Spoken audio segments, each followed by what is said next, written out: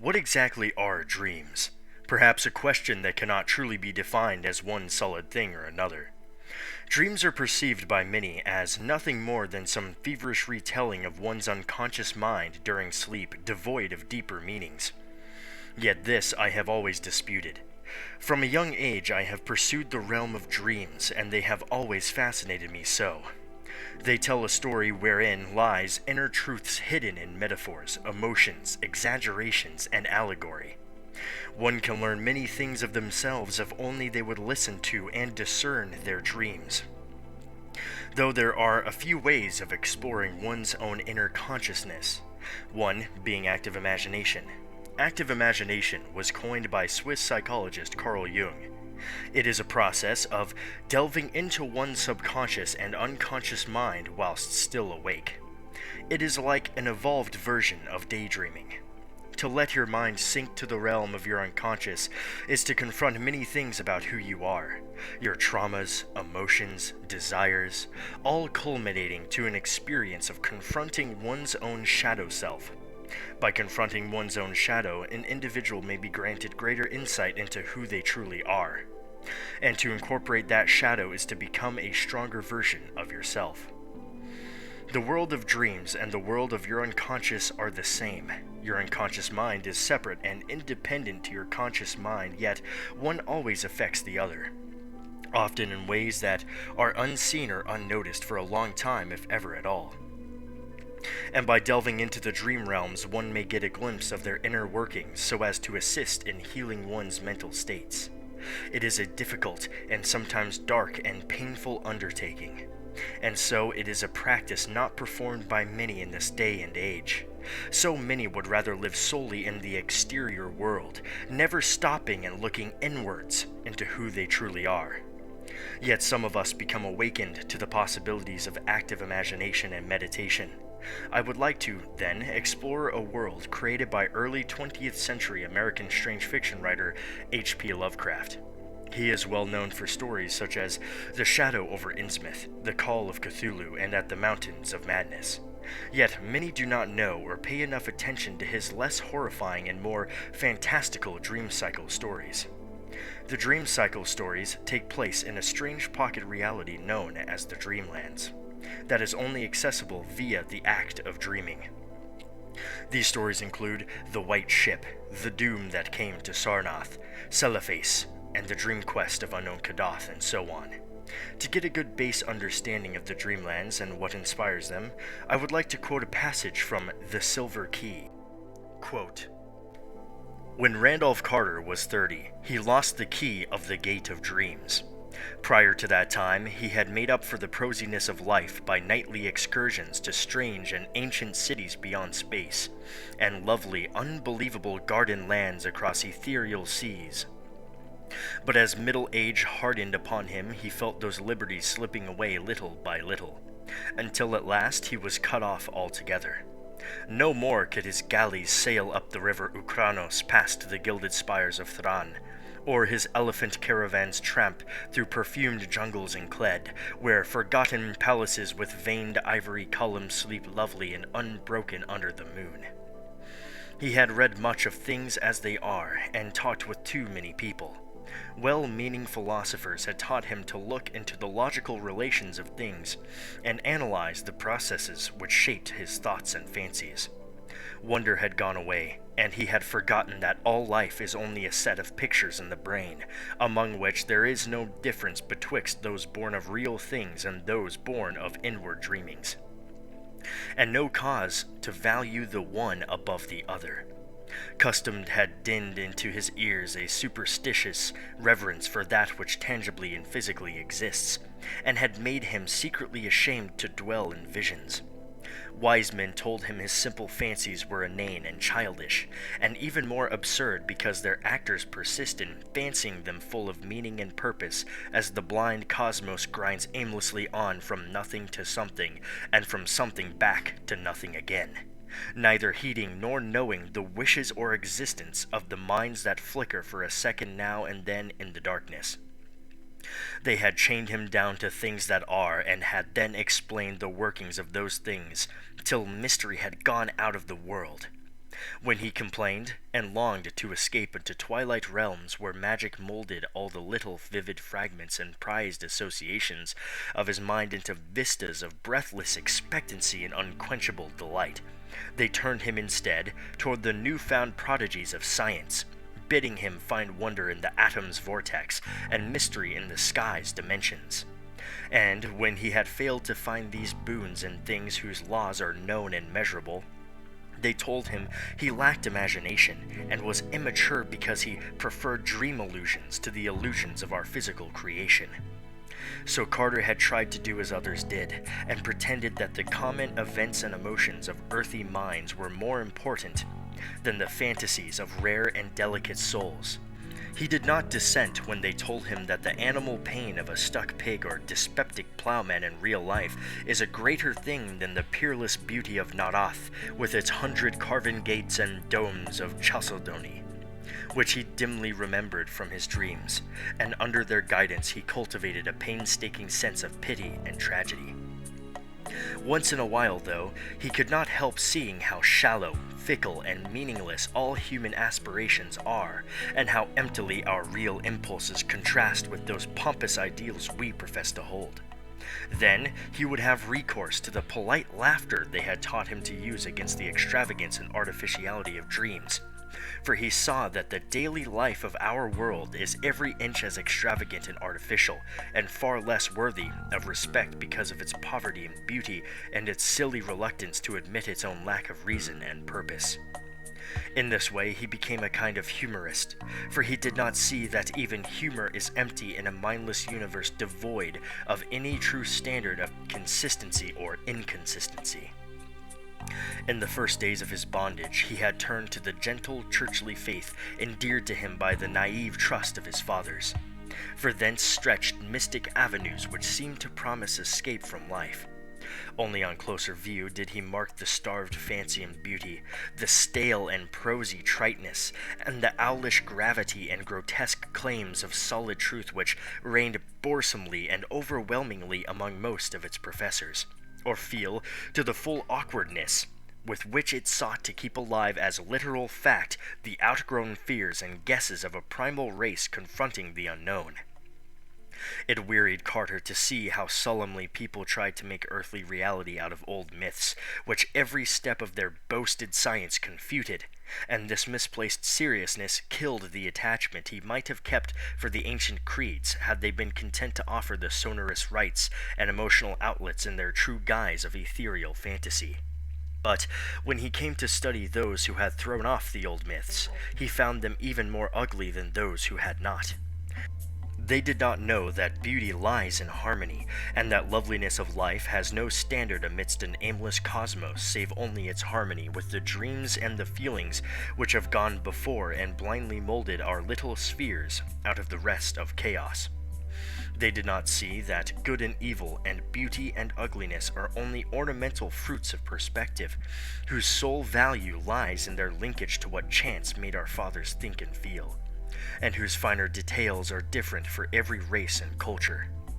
Instead, they either denied these things altogether or transferred them to the crude, vague instincts which they shared with the beasts and peasants, so that their lives were dragged malodorously out in pain, ugliness, and disproportion, yet filled with a ludicrous pride at having escaped from something no more unsound than that which still held them. They had traded the false gods of fear and blind piety for those of license and anarchy. Carter did not taste deeply of these modern freedoms, for their cheapness and squalor sickened a spirit-loving beauty alone, while his reason rebelled at the flimsy logic with which their champions tried to gild brute impulse with the sacredness stripped from the idols they had discarded. He saw that most of them, in common with their cast-off priestcraft, could not escape from the delusion that life has a meaning apart from that which men dream into it, and could not lay aside the crude notion of ethics and obligations beyond those of beauty, even when all nature shrieked of its unconsciousness and impersonal unmorality in the light of their scientific discoveries. Warped and bigoted with preconceived illusions of justice, freedom, and consistency, they cast off the old lore and the old way with the old beliefs. nor ever stop to think that that lore and those ways were the sole markers of their present thoughts and judgments, and the sole guides and standards in a meaningless universe without fixed aims or stable points of reference. Having lost these artificial settings, their lives grew void of direction and dramatic interest, till at length they strove to drown their ennui in bustle and pretended usefulness, noise and excitement, barbaric display and animal sensation. When these things palled, disappointed, or grew nauseous through revulsion, they cultivated irony and bitterness, and found fault with the social order. Never could they realize that their brute foundations were as shifting and contradictory as the gods of their elders, and that the satisfaction of one moment is the bane of the next. Calm, lasting beauty comes only in a dream, and this solace the world had thrown away when in its worship of the real, it threw away the secrets of childhood and innocence." Unquote. Though this first part of The Silver Key is speaking of Randolph Carter's experiences and feelings, I believe it to be a self-insert of Lovecraft and how he felt of the world. I believe these passages speak of an eternal disappointment and discontentment for the modern world, a feeling that Lovecraft would mention on many occasions, including in the story simply titled He. Quote, "I saw him on a sleepless night when I was walking desperately to save my soul and my vision. My coming to New York had been a mistake, for whereas I had looked for poignant wonder and inspiration in the teeming labyrinths of ancient streets that twist endlessly from forgotten courts and squares and waterfronts to courts and squares and waterfronts equally forgotten, and in the cyclopean modern towers and pinnacles that rise blackly Babylonian under waning moons, I had found instead only a sense of horror and oppression which threatened to master, paralyze, and annihilate me. The disillusion had been gradual.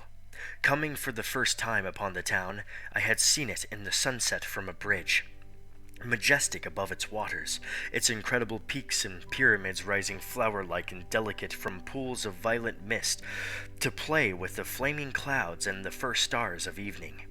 Then it had lighted up window by window above the shimmering tides where lanterns nodded and glided and deep horns bayed weird harmonies, and had itself become a starry firmament of dream, redolent of fairy music, and one with the marvels of Carcassonne and Samarcand and El Dorado, and all glorious and half-fabulous cities. Shortly afterward, I was taken through those antique ways so dear to my fancy, narrow, curving alleys and passages where rows of red Georgian brick blinked with small-paned dormers above pillared doorways that had looked on gilded sedans and paneled coaches. And in the first flush of realization of these long-wished things, I thought I had indeed achieved such treasures as would make me in time a poet. But success and happiness were not to be. Garish daylight showed only squalor and alienage and the noxious elephantiasis of climbing, spreading stone where the moon had hinted of loveliness and elder magic, and the throngs of people that seethed through the flume-like streets were squat, swarthy strangers with hardened faces and narrow eyes, shrewd strangers without dreams and without kinship to the scenes about them, who could never mean aught to a blue-eyed man of the old folk, with the love of fair green lanes and white New England village steeples in his heart. So instead of the poems I had hoped for, there came only a shuddering blackness and ineffable loneliness, and I saw at last a fearful truth which no one had ever dared to breathe before, the unwhisperable secret of secrets, the fact that this city of stone and stridor is not a sentient perpetuation of old New York as London is of old London, and Paris of old Paris, but that it is in fact quite dead, its sprawling body imperfectly embalmed and infested with queer and inanimate things which have nothing to do with it as it was in life. Upon making this discovery, I ceased to sleep comfortably, though something of resigned tranquillity came back as I gradually formed the habit of keeping off the streets by day and venturing abroad only at night. When darkness calls forth what little of the past still hovers wraith-like about, and old white doorways remember the stalwart forms that once passed through them. With this mode of relief, I even wrote a few poems, and still refrained from going home to my people, lest I seem to crawl back ignobly in defeat. Unquote. Lovecraft was overall a loner, and, like myself, I believe he wished for a world that spoke to the spirit. A world that held true meaning aside from the meaninglessness of the day-to-day life of society. I believe the reason these stories resonate so fiercely with my heart is that I too have longed for far-off lands of mystical origins. I too have wished to sail off on adventures to distant hidden temples and explore arcane cultures and new ways of life. It is that longing for something greater and magical that I believe is at the forefront of his dream cycle stories. And I believe the aforementioned passages from the Silver Key and He are very important, especially in this current, modern world we reside within. We should not cast off what some may call childish fantasies. Instead, we should embrace our creativity and imaginations. By invoking our imagination, we are actively showing who we are on a deeper level. I believe art to be a form of translating how we feel into something tangible. Oftentimes, I believe our deeper emotions are ineffable and cannot easily be expressed. As such, the act of painting, drawing, or writing down our thoughts and creating poetry can speak true to those inner feelings that we may struggle to properly express.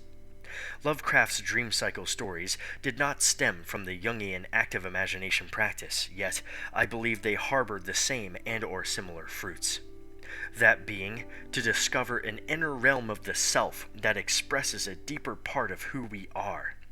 To show even more of that desire for magic, I shall now read the beginning of the dream quest of unknown Kadath.